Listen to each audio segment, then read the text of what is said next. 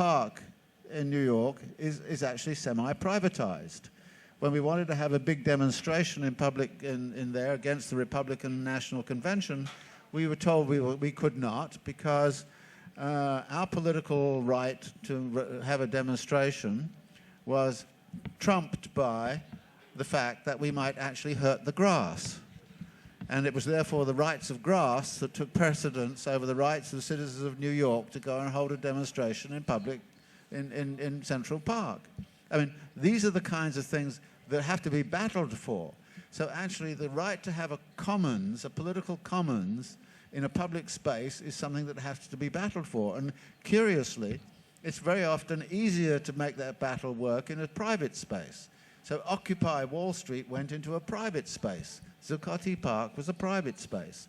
Occupy London couldn't go into Paternoster Square. It had to go, therefore, onto the steps of St. Paul's. So these are the kinds of things that we have to fight for. And as we do so, we have to fight in our imagination for the idea of a city in which public assemblies can occur almost instantaneously at any time to discuss any issue. And right now, you have to get a license to do that. And if you don't get a license, you get stopped. And we have, therefore, a big struggle to wage in opening up the city in such a way that it can become a political commons where assemblies can occur. And interestingly, what we've seen, of course, in things like what happened in Syntagma Square or Plaza de Sol in Spain, what happened in Tahrir Square, is you took a public space and you turned it into a political commons. But this took political action and activism to do it. You didn't have a natural right to do it. You had to, in fact, to disobey the law to do it. And these are the sorts of things where an imagination of a different city, a city with several assemblies and agoras, if you want to call them that, in such a way that political decision-making could be discussed and debated. These are the sorts of things where you can start to imagine an alternative city. And this is what, again, comes back to me thinking about the city as a whole. How do you organize the city as a whole, and what role does public space and practices of commoning, what role does that play in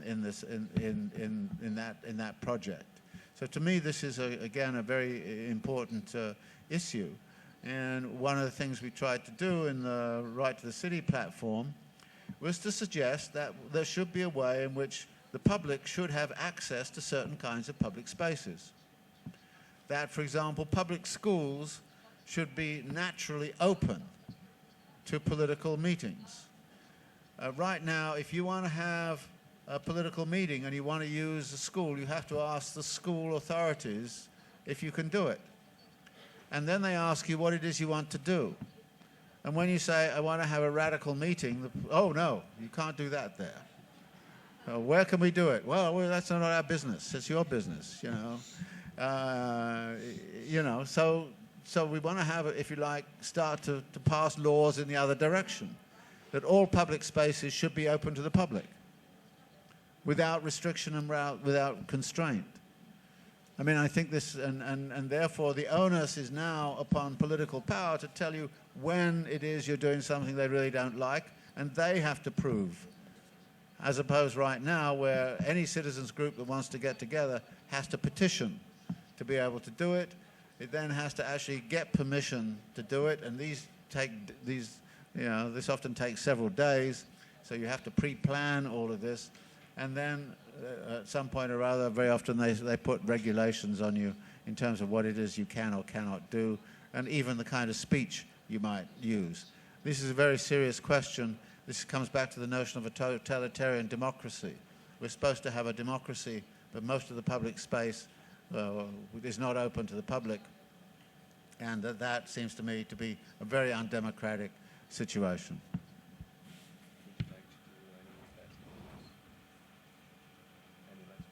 Last words? Yeah, let's make a revolution. Huh?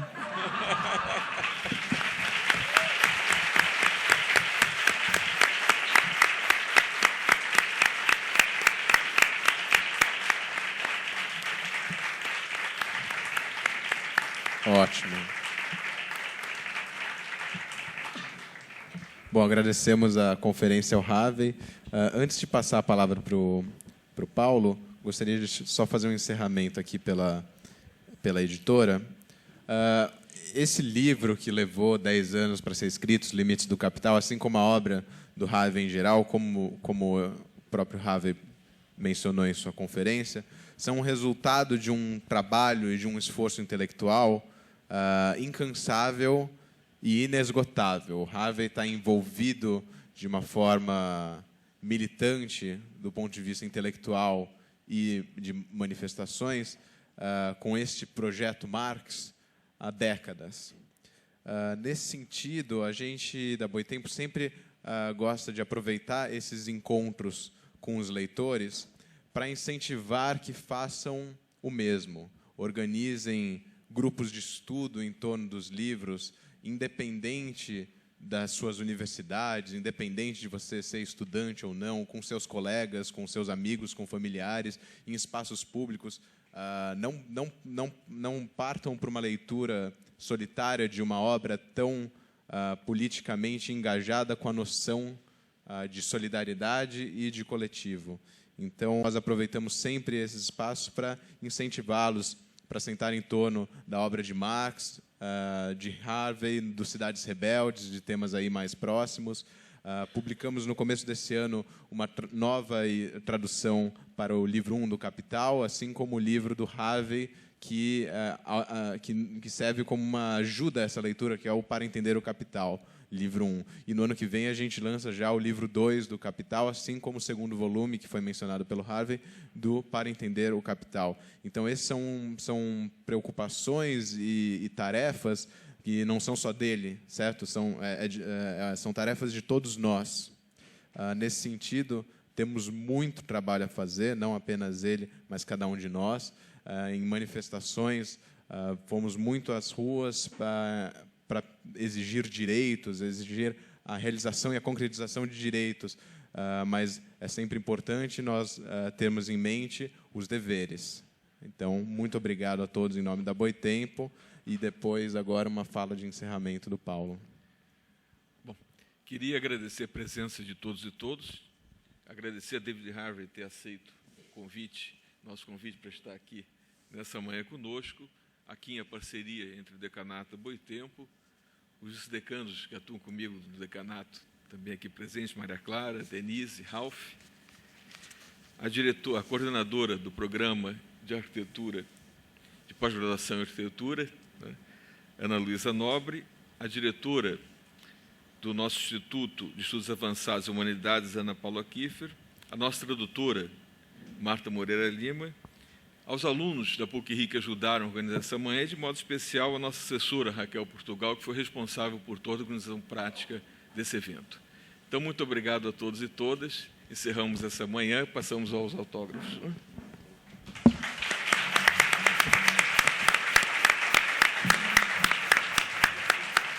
Então, quem quiser autógrafo pode formar uma fila ali pela entrada, junto da escada.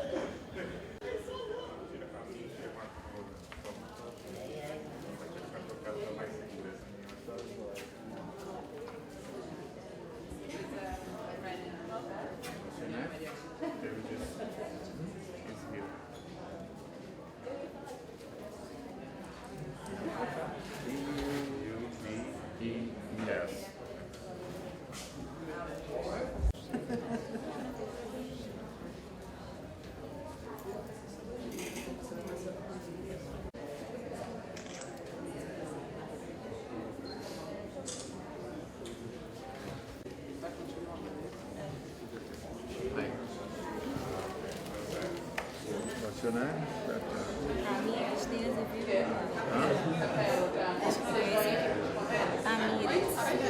Tamires. Yes. How do you spell that? With a T? What's that? I can't see it. T. D. Azevedo Eduardo.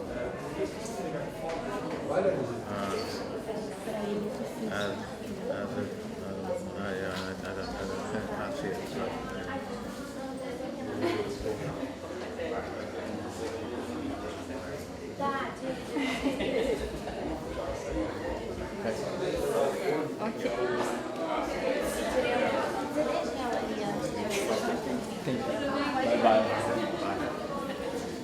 Sorry. I'm the vice dean. I work with Paulo Fernando. Oh, My name is Maria Clara. Maria? Maria Clara.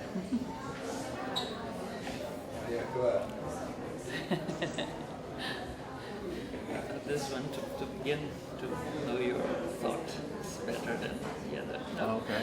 Yeah, the other one's a little bit long. Congratulations. Okay, all right, thank you. Hello, Hello. it's been a pleasure. I'm a Chilean architect, Oh, and it's been lovely to hear you live because I've been using you for my PhD I all see. along. Okay. What's your name? Marisol, Marisol? I'm a Chilean architect. Yeah. That's, So it's been lovely and mostly beautiful. okay. Suppose you're very tired by And science. what are you doing here in Brazil? I had the chance to come to see some friends, and they told me you were lecturing, so I hello. Hello. What's your name? Anna, A-N-A.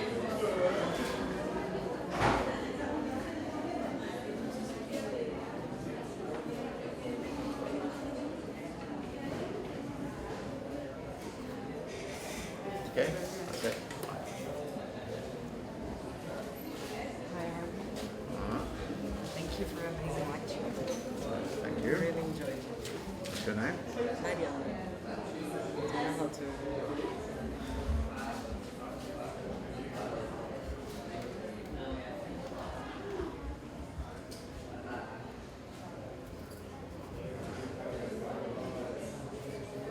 Okay. Thank you very much. Mr. Hart, Leonardo. Leonardo.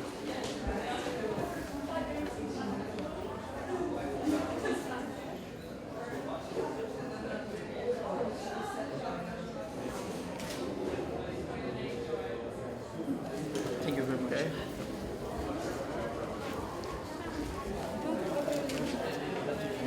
Luana.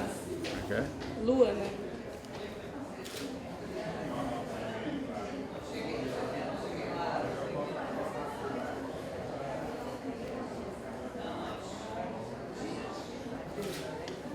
Obrigada. Okay. Obrigada.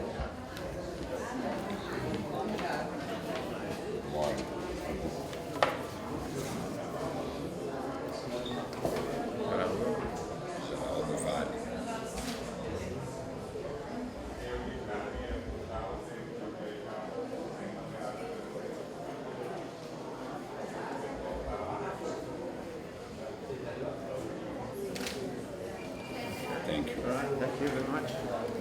Dani,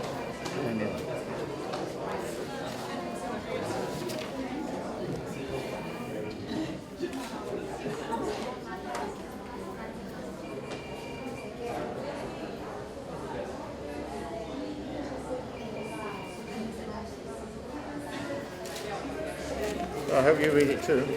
thank you.